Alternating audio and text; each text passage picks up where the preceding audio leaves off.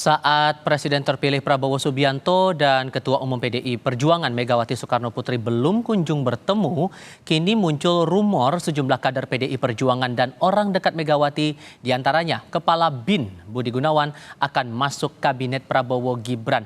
Mengapa muncul rumor kader atau orang dekat Mega akan masuk kabinet baru?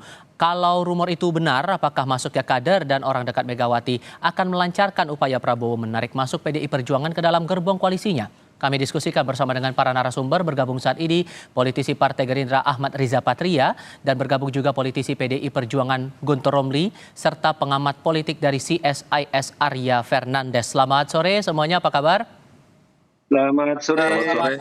Ya, terima kasih sudah hadir dalam diskusi kami kali ini. Pak Riza, saya mau konfirmasi dulu kabar, karena yang kami dengar di kalangan pewarta, nama Pak Budi Gunawan, Kepala BIN ini masuk di kabinetnya Pak Prabowo nanti. Itu kabar itu benar atau tidak, Pak? Ya, saya kira sudah disampaikan tadi oleh Mbak Puan. Kita belum sejauh itu ya, kami masih menunggu kepastian apakah PDIP bergabung atau tidak dalam koalisi. Jadi mari kita tunggu saja nanti hasil pertemuan Bapak Prabowo Subianto dengan Ibu Megawati Soekarnoputri. Hasil pertemuan itu nanti akan menjelaskan semuanya. Kami tidak dapat mendahului, jangankan siapa di mana, bagaimana PDIP, kami serahkan keputusannya pada PDIP tentunya. Ibu Megawati nanti akan bertemu pada waktunya dengan Pak Prabowo. Di situ nanti mudah-mudahan kedua tokoh ini yang selama ini memang sudah baik, mulai dari Bung Karno, Pak Sumitro dulu, orang tua Pak Prabowo, hubungan yang baik. Kemudian juga Ibu Mega dengan Pak Prabowo juga hubungan sangat baik, bahkan pernah berpasangan pada Pilpres 2009 sebagai Mega Pro, Megawati Prabowo, dan juga hubungan PDIP dengan Gerindra juga terus baik sejak awal hingga hari ini, dan setiap hari Ketua Harian DPP Pak Dasko juga dengan Mbak Puan juga selalu ketemu, berdiskusi, berdialog, tidak hanya membahas masalah DPR, tapi juga masalah bangsa negara dan juga masalah kedua partai antara PDIP dan Gerindra, masalah lainnya. Oke. Jadi kami menunggu keputusan nanti dari Pak Prabowo dan Ibu Megawati. Oke. Kalau di internal PDIP, Mas Guntur, isu ini juga terdengarkan dan bagaimana meresponnya? Karena sebetulnya tak cuma nama Pak Budi Gunawan saja yang dikabarkan bakal masuk ke kabinet baru, ada nama Pak Azwar Anas juga yang masuk di situ. Sejauh mana merespon itu? Ya, terima kasih Mas. Kalau di internal PDI Perjuangan, kami belum mendengar rumor tersebut. Ya kalau di luaran, ya rumor itu ya bisa saja muncul, tetapi kan namanya rumor itu kan belum bisa dipertanggungjawabkan. Kalau kami di internal ini masih menunggu pertemuan antara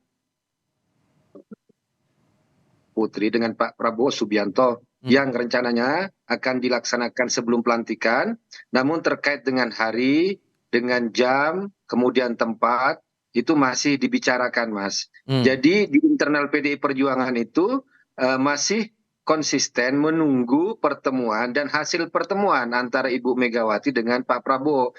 Jadi belum ya terdengar soal rumor bahwa ada dari pihak PDI Perjuangan, dari kader PDI Perjuangan itu akan masuk ke kabinet. Karena sampai saat ini pun belum ada keputusan dari Ibu Ketua Umum apakah PDI Perjuangan itu akan berada di kabinet atau di luar kabinet. Tapi kalau kita berkaca kepada hasil Rakernas kelima bulan Mei 2024, PDI Perjuangan itu ingin merawat demokrasi dengan menjaga sistem check and balances, dengan membangun kekuatan penyeimbang.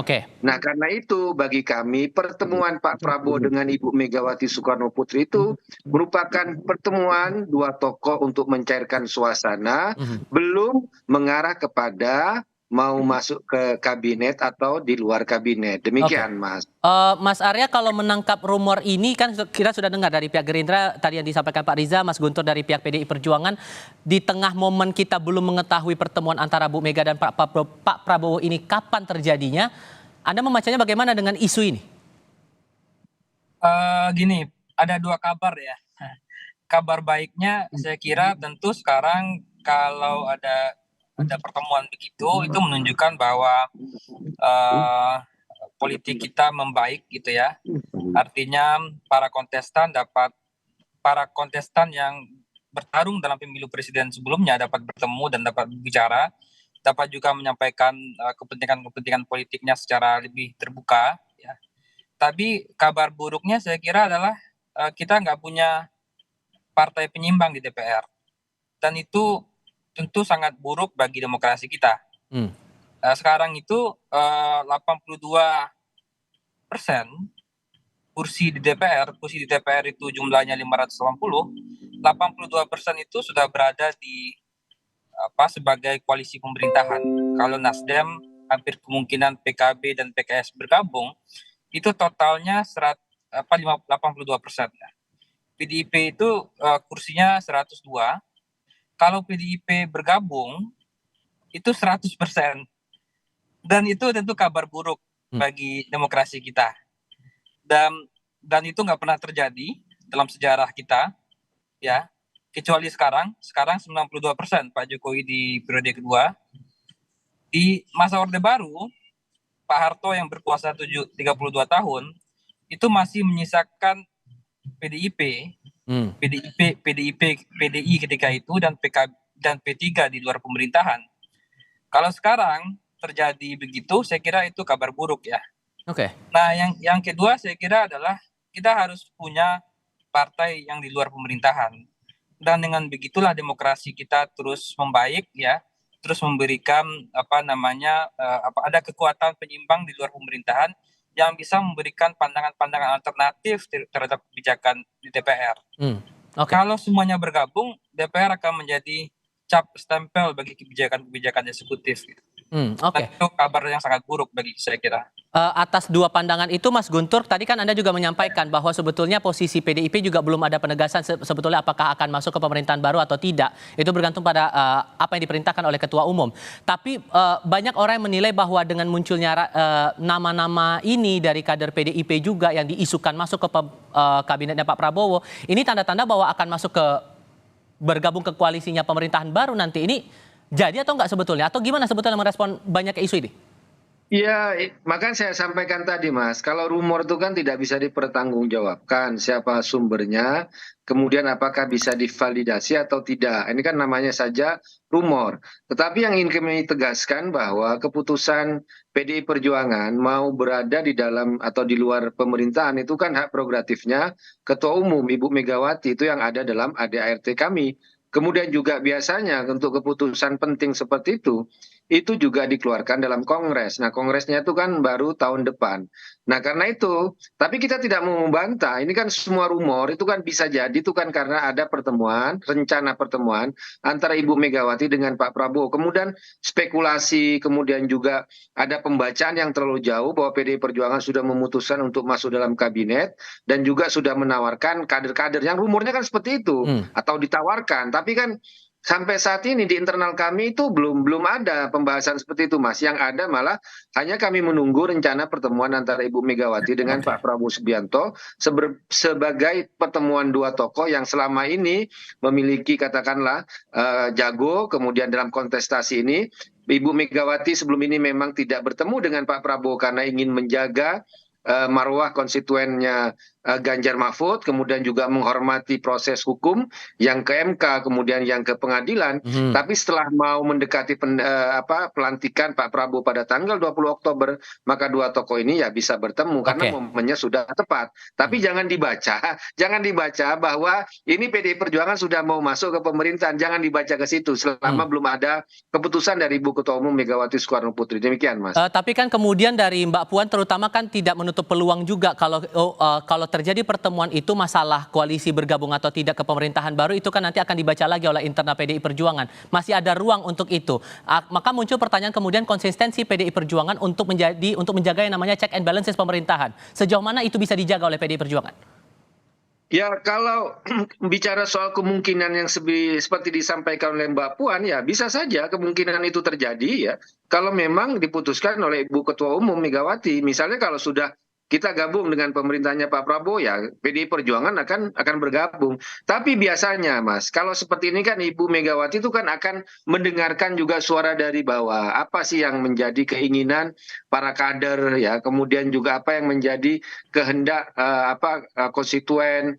Kemudian juga jangan lupa bahwa suara-suara masyarakat sipil, kemudian juga kelompok-kelompok yang selama ini bersama PDI Perjuangan kan juga tetap menginginkan PDI Perjuangan tuh berada di luar. Dan kami pun juga kalau berada di luar pun tidak akan memakai kacamata kuda gitu loh. Kalau misalnya nanti programnya Pak Prabowo itu bagus, pasti akan dibela, akan didukung oleh PDI Perjuangan. Tidak ada hubungannya bahwa pembelaan terhadap pemerintahan Pak Prabowo itu dengan posisi mau di luar atau di dalam pemerintahan.